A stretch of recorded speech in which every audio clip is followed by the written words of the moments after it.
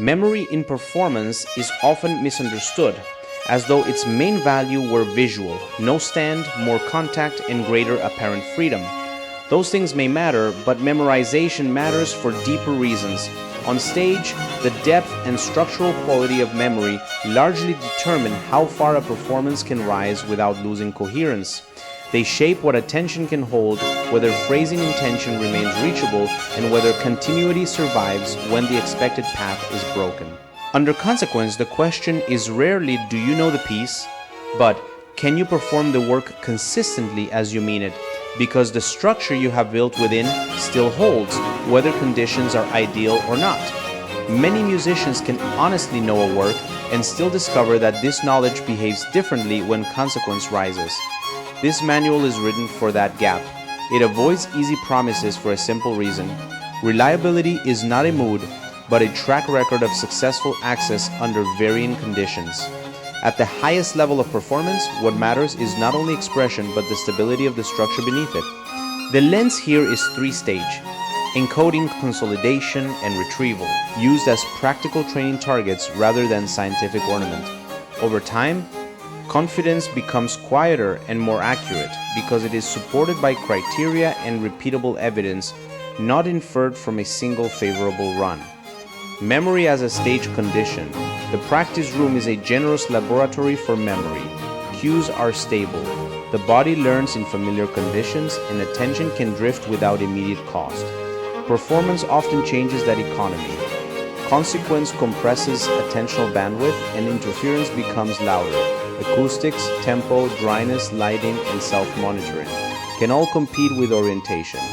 In that setting, continuity-dependent memory is exposed. If the next bar only appears because the previous bar just happened, a small break can cost more than notes. It can momentarily erase phrasing intent and structural direction. Performance reliability often improves when memory is treated less as a single talent than as a system with several cooperating channels: structural mapping, audiation, motor gestural sequencing, and emotional physiological regulation. The goal is not 4 separate copies of the piece, but more than one reliable route back when one route becomes noisy. When those routes converge at cadences, registral turns, texture changes, or transition bars, anchors become usable addresses rather than vague places you happen to remember. Stress testing matters because it reveals whether that coordination still holds when attention is taxed and conditions are less cooperative. State-dependent learning refers to a simple but important principle. Memory is influenced not only by what was learned, but also by the internal state in which it was learned. In other words, recall often becomes easier when the physiological and emotional conditions at retrieval resemble those present during encoding. This does not mean memory is trapped inside one mood or one bodily state, but it does mean that the nervous system does not learn in abstraction. It learns in a body with a certain level of calm or arousal, a certain breath pattern, a certain muscular tone, and a certain quality of attention. What is practiced repeatedly under one internal profile may be less accessible when that profile changes substantially. For musicians, this helps explain why a passage can feel dependable in the practice room yet strangely less stable on stage. Practice often occurs in relative calm, familiar acoustics, moderate arousal, predictable pacing, and a body that is not yet responding to consequence. Performance may bring a different internal climate. Breath can become shallower or faster, muscular tone may increase, attentional bandwidth may narrow, and sensory feedback may feel subtly altered. Even mild fatigue or sleep debt can change baseline regulation. That is one reason it was fine yesterday may be less mysterious than it feels. Yesterday's encoding was reinforced under one physiological state, while today's retrieval is being asked to function under another. A simple scenario makes the principle easier to see. Imagine a musician who has practiced an opening page for a week in a quiet room, always beginning after several minutes of slow work and gradual settling. The memory becomes linked not only to the notes themselves, but also to that settled internal state. Steady breath, low urgency, familiar muscular ease. On stage, the same player begins cold under bright lights, with a faster pulse and more compressed attention. Nothing in the score has changed, but the retrieval conditions have. If the memory system was built only under calm conditions, access may feel less secure.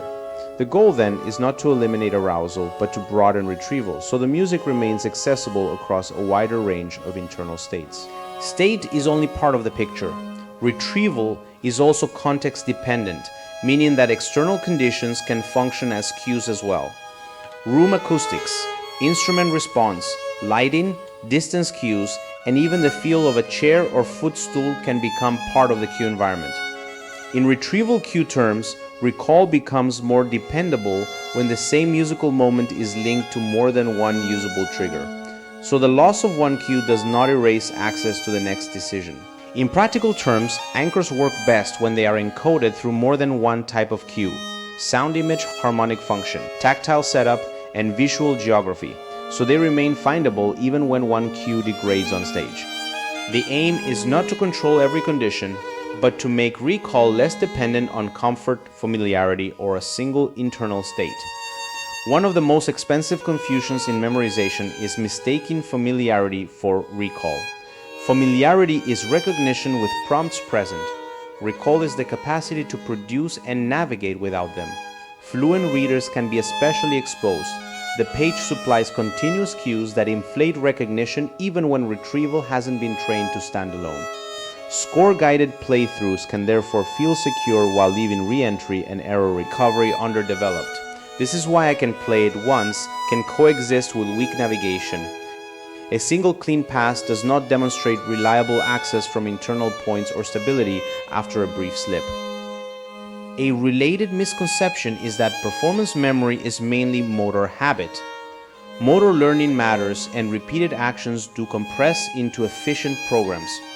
But those programs are not entirely context-proof. Automatic movement can appear stable until pressure.